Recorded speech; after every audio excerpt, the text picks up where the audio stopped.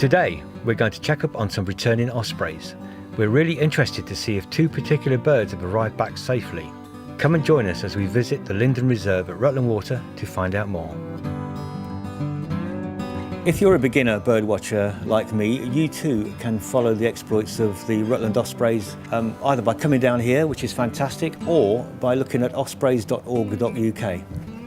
I'm a big fan of the Ospreys. I've been following them for the last year or so on the webcam that they've set up here. Very interesting. We've eagerly been waiting for the return of 33, which is Maya's partner.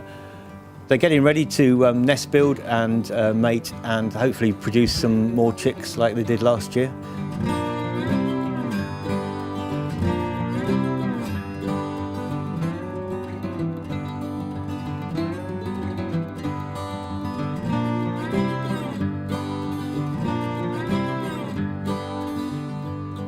So we've had a really good morning here watching two of the Manton Bay Ospreys. Lots of different behaviour going on, gathering nest material. The male brought a fish in, which he then proceeded to pull apart on one of the feeding posts. We even saw some mating going on, so there's every prospect of another successful breed in there at that nest this year. Lots of other stuff around too, tree sparrows, water rail, lots of chiff-chaff singing, a few blackcaps as well, because migration's starting to happen. So great morning's birding. We're going to go and have a word now with Marie from the Rutland Osprey Project.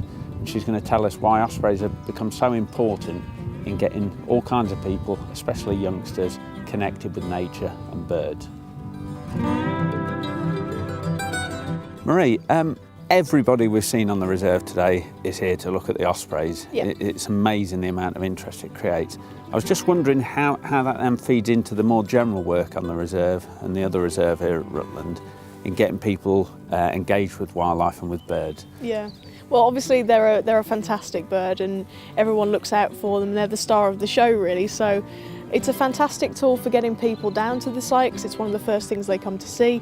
And we can talk to them when they come down to the centre and tell them about the project that we've got here, the history of the project. You know, they were translocated from Scotland in the 90s, so we can say how the ospreys have been doing. But people come down not knowing about ospreys a lot of the time, so we can pounce on them when they come into the centre and just educate them a little bit. And also the other birds and the other mammals that we've got here, we can tell them about that and just show them the reserve basically, because I think it's really important to try and get people involved in nature in any way, really. People might just be coming for a day out and not know the ospreys are here. And it's surprising how many people come back into the reserve after a day out and say, I've learned so much already. You know, it's really, really good, especially for families with kids. And you've got a big education programme going on here to get youngsters involved. Yeah, definitely. So we run a couple of events from here, but our education officers have been working with local schools in a campaign that's been running this week, actually. It's just come to the end, called World Osprey Week. Yeah. So they work with schools and institutions across the migration path of ospreys, from everywhere from Spain through to the Gambia, all over Africa. And we're trying to teach kids about the migration path of ospreys and using it as a tool for education for nature and conservation, basically. So they've been going to local schools and getting them to draw food webs and do little assemblies on ospreys.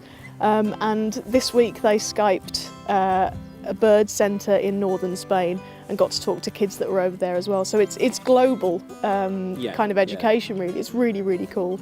One last thing, I'm going to put you on the spot a bit now. Is there one other bird species that you see around the reserve that you would, be telling everybody or telling all the kids to look out for? We get an awful lot of species that come down here, and being from the city, everything is special to me. So the first time I came down and saw tree sparrows and brambling on the bird feeders, which we are bringing back up towards the centre. It's sometimes just the very common species that people don't think to look out for. We've had really rare sightings of like American widgeon and snow bunting. The tree sparrows people also come down to see because they're in decline quite a lot. So that attracts a lot of people to the site as well. Okay, thanks very much, Marie. No problem.